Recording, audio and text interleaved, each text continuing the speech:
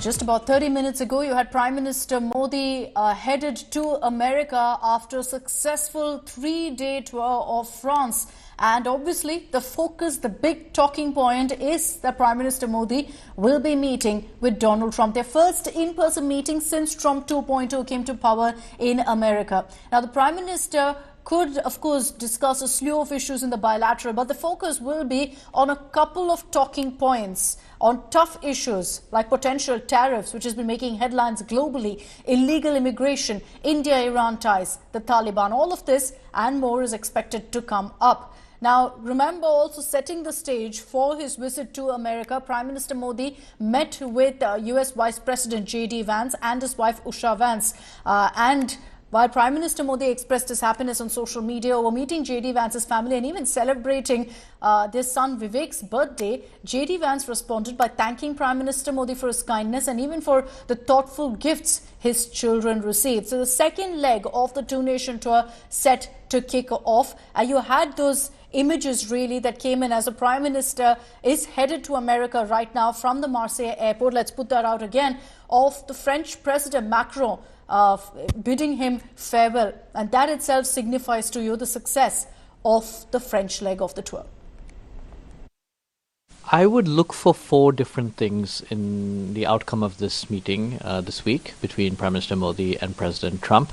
One, what kind of personal rapport they're able to reestablish. Second, continuation of existing formats, high-level formats for structured engagement between the India and the US. There are a number of dialogues. And finally, I think some very quick wins for both sides, which is specific deals that allow Trump to say that this is helping with the trade deficit. It is so good that Modi ji is only the second prime minister who is coming to visit Trump after he became president again. And there are a lot of issues that need to be talked about. The tariff is a big issue, the bilateral relationships, commerce, the immigration issues.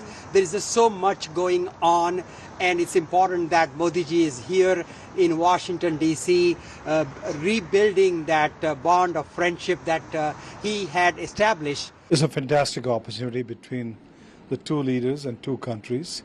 You have to understand Trump is trying to drive change both domestically and internationally, and India is looking at more investments and technology from the U.S.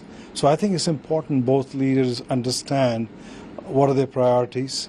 They do have a very strong relationship and warmth towards each other.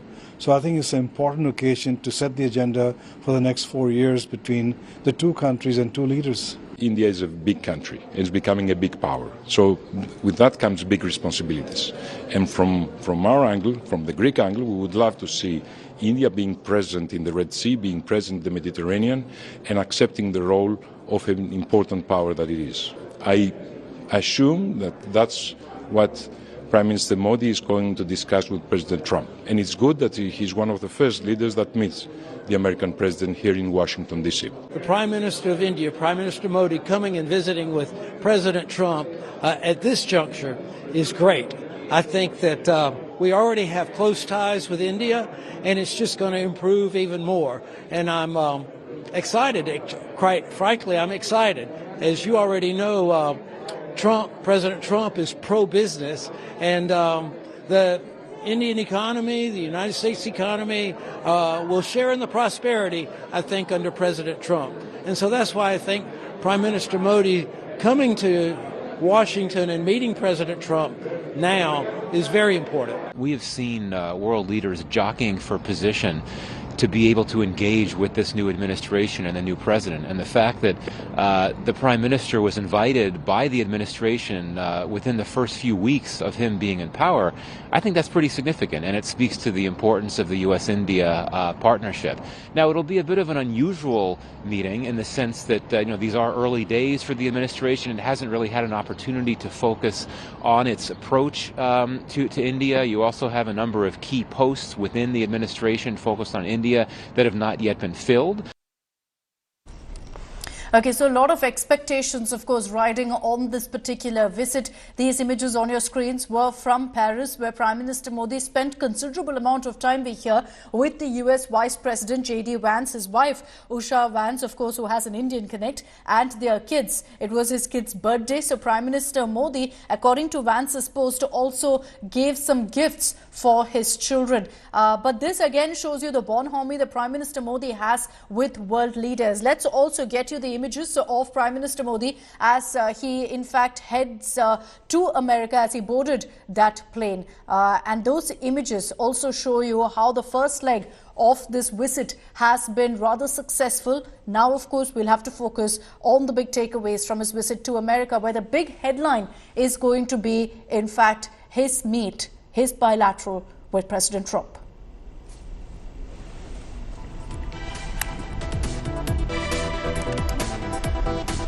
Now, Prime Minister Modi, remember, co-chaired the Global AI Action Summit in Paris, showcasing India's role in AI's future. But his upcoming visit to Washington could bring challenges, with the Trump administration planning tit-for-tat tariffs that may also impact India, that may impact our exports. So tough negotiations are expected.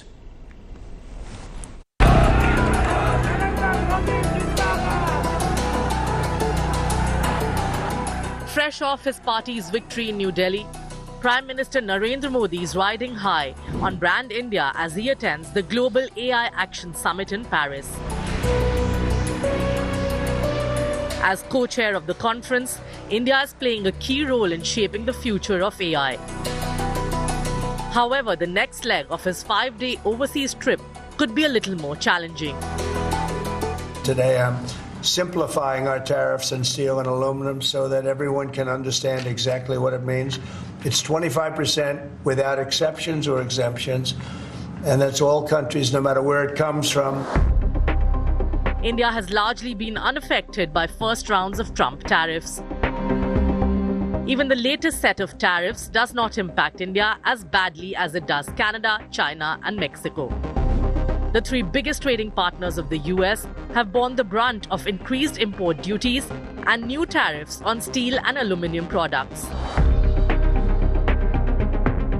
However, India may soon find itself in the spotlight, with the Trump administration planning tit-for-tat tariffs later this week.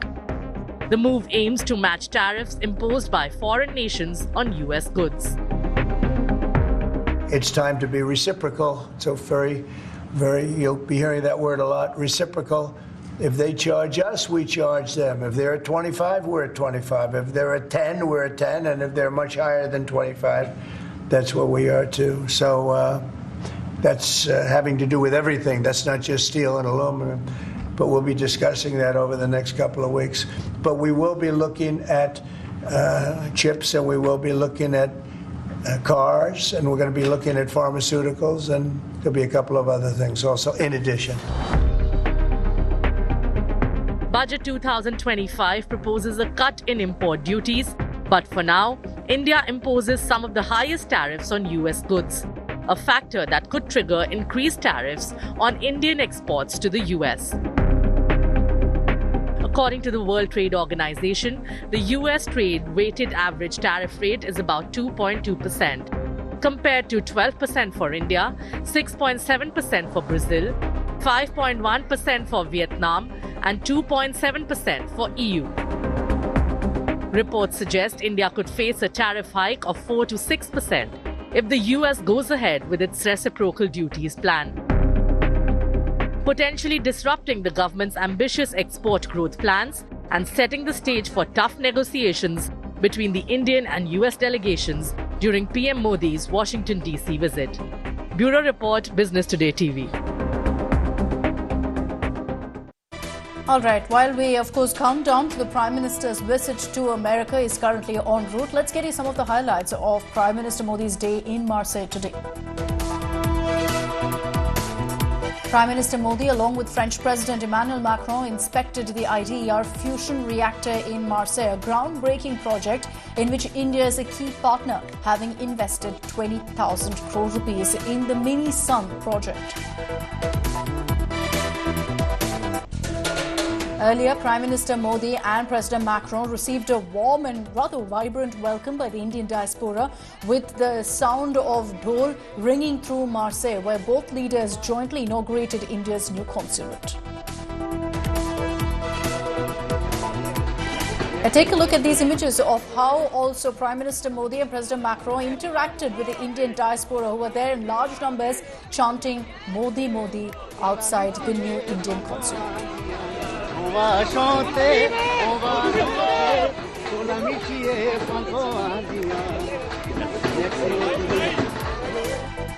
Prime Minister Modi and President Macron commended the progress and collaboration in construction of Scorpion submarines in India. Both leaders also welcomed the commissioning of the sixth and final submarine of the P-75 Scorpion class project, INS Vagsher, last month. Prime Minister Modi encouraged French businesses to seize opportunities in India and collaborate in key sectors such as tech, innovation and sustainable development as he outlined a series of economic reforms introduced in the recent budget.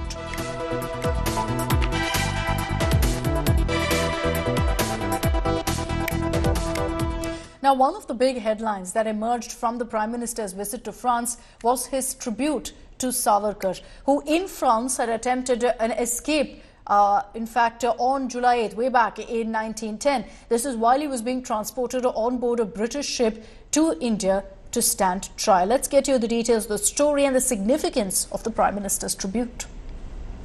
May I kindly request the esteemed dignitaries to... Prime Minister Narendra Modi and French President Emmanuel Macron inaugurate a new consulate in Marseille, a port city in southern France. The two leaders received loud cheers as they opened the diplomatic mission on Wednesday.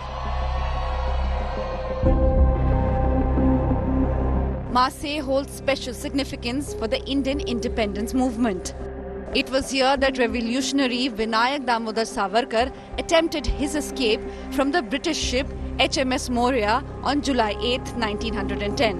Savarkar had slipped through a small window and swam to the shore, where he was captured by the French authorities. Savarkar was then handed over to the British.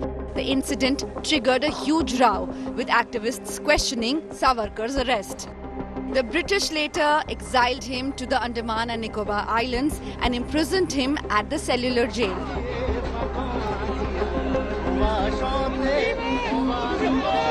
On his arrival in Marseille, Prime Minister Modi hailed Savarkar's escape bid. He also thanked the people of Marseille and the French activists of that time who demanded that Savarkar not be handed over to British custody. The Shiv Sena UBT welcomed Prime Minister's move.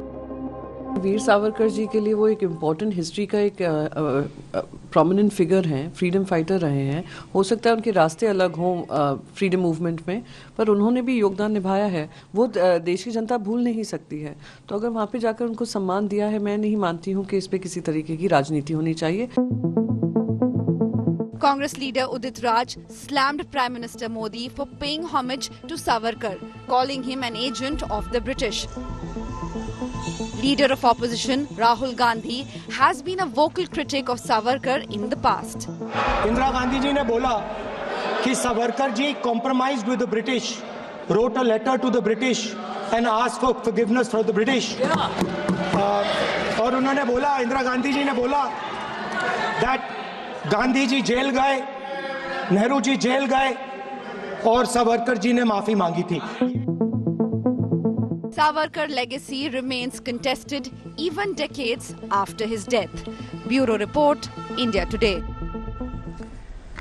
And as a curtain raiser to what to expect when the Prime Minister touches down in America, I have Rohit Singh joining us live from Washington, D.C. Rohit, good evening, or rather good morning. What's the mood like in Washington, Rohit? We're hours away from the Prime Minister touching down there. I think there are a lot of expectations, not just on the part of India, but also from America. Do we have any details of really when the Prime Minister's meet with Trump is scheduled to happen? First things first, this is Rohit Sharma, not Rohit Singh. So just wanted to correct that. So yes, the Prime Minister is supposed to land at around 5 p.m. Eastern. That's when he's going to be landing in Washington, D.C. It's a one and a half day trip. It's very compressed schedule. There's a lot of excitement, especially when it comes to the Indian diaspora, and we've been told that there will be a lot of people cheering and welcoming him on when he arrives in Washington, D.C. He's going to be staying at the Blair House. Now, remember, Blair House is one of those important places there where you usually host. The Americans like hosting their close allies and partners. So he's going to be staying up at the Blair House, which is just across from the White House.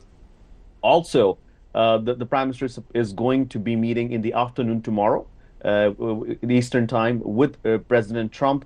Remember, this is the fourth leader that President Trump is hosting at the White House. He is going to be meeting with President Trump in the first 30 days. And we talk about 100 days of the Trump administration.